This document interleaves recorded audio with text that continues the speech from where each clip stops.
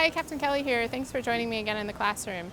Today what I want to discuss is docking procedures. So you'll see in our video clip here in just a second where we're approaching the dock, and there's a couple of elements to docking, and docking sometimes is probably one of the more difficult and one of the more stressful situations that we can be in, because a lot of things has to go right in order for me to make execute my maneuver successfully. And docking actually starts fairly well ahead of actually approaching the dock. So as we're coming in the harbor, I typically start communicating with my crew as to what side to, and so what I mean by side to is what side to am I going to want to go onto the dock on, or am I going to be backing into a slip? And so that communication starts there with letting them know simply where I want to dock. And then from there, they're going to have to set up the lines and fenders appropriately. Are we going starboard side to? Are we going port side to? So in this particular instance, I was coming in to actually fuel up, and the dock that we were going to be going on was a face dock. We were going to go starboard side to, so I communicated that with my crew. They set the lines and fenders up to go starboard side to, and then as we get in and we get closer to the actual dock, they start letting me know all along the way, especially in an area where it's a pretty busy harbor, pretty busy marina, and there's a lot of boats. They let me know early on in my approach how close I am to each vessel.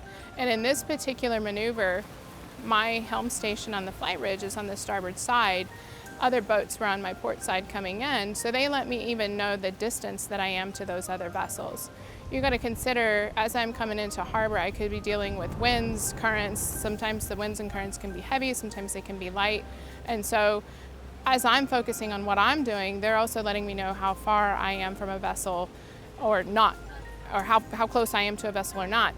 Then as we approach the dock, I let them know what I want to do, and in this particular instance, I wanted to go past the fuel dock, turn back around so that I could get my bow into the current and wind for easier maneuverability and go starboard side too. And as you watch, you'll see that there's a fair amount of radio communication with my crew, and the closer and closer that we get to the dock, the more specific their instruction gets with me as to how far I am away. I always position someone on the bow, someone on the stern, and there's typically someone midship. But as far as radio communication goes, it's usually only in between the person on my particular vessel, and the way that I like it, it's just going to be on the bow and on the stern. So as I'm coming into the dock, they let me know as I get closer and closer to the dock, they let me know what those distances are.